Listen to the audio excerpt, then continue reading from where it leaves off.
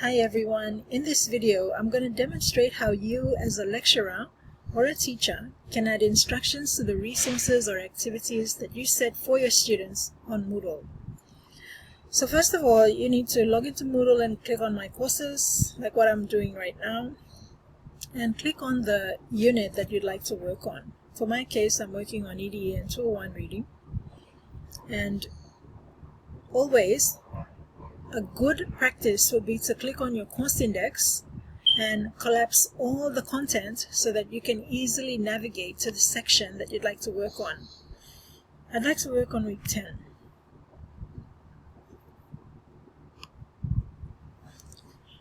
So here on the week 10 section, I'm going to click on edit mode, and can you see all the editing icons have appeared like this? So in my previous video, I explained to you that for all the resources and activities that you set for your students, you need to put some instructions so that they can follow it and do the learning properly. So can you see I have put instructions for all the lecture notes, all the tutorial notes here, and you need to do the same thing. So here I intentionally left the instructions out so that I can demonstrate it to you. So if you haven't already, please click on this edit mode button and we'll get started now. So let's get started. This is the file that I'm trying to add instructions to. So what I do is click on these three dots that you see here on the right hand side, this edit sign here, click on edit settings. And now scroll down to where you see the description box. Description box is where you, the lecturer, you're supposed to put instructions for your students regarding that particular resource or activity. So I'm going to paste my instructions in here. I can toggle this to see more clearly.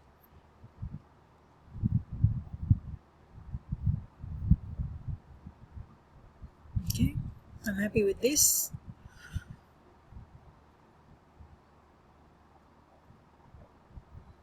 And now I'm going to show you two things. First of all, I'm going to show you what happens when you don't click this box here. This box here is for you to display the description on the course page. Now, if you don't click on that, this is what happens. So let me just demonstrate. Scroll down. Here is the file that I would like students to read. Although I put the instructions in there already, it's not showing on the course page because I did not click on that box. So if you've done this, you can go back and fix your mistake. And the mistake is here. This box is unchecked. So now I'm going to check it, and let's see what happens when I click on Save and Return to Course. Okay, now you can see that my instructions have appeared here on the course page for students to read. So now that you've read the lecture 1 notes, okay, so now let's go back up to the top and let me show you why instructions are very important for all the resources and activities that you place on Moodle. In a typical week for this particular unit, there are 2 lectures and 2 tutorials. The lectures are 1 hour long and the tutorials are 2 hours. So 2 times 2 lectures and 2 times 2 2-hour tutorials. Okay, here they have a lecture followed by the tutorial and then another lecture followed by the tutorial again. So when they get on Moodle and they see all this content, some students might be a bit overwhelmed and some might be confused if they see too many resources and they don't know what to do with it. So you need to put your items in the correct order and with instructions. So look at this. Hi students, after the lecture, go through the file, make your own notes, etc. After that, I say to them, once you're done, scroll down to the tutorial notes. So they know that, oh, I've done the lecture, now I need to scroll down to the tutorial notes. Okay, instructions are here. Okay, now that you've done this, scroll down and submit your completed lesson in the activity below. Okay, so there's supposed to be 1 activity here. It's going to be numbered 3. Okay, so after they've done that, they're going to go through lecture 2. After the lecture, read this file again to help you digest information, And then after that, move on to the tutorial notes below. So can you see that the instructions are connected? They're connecting the files.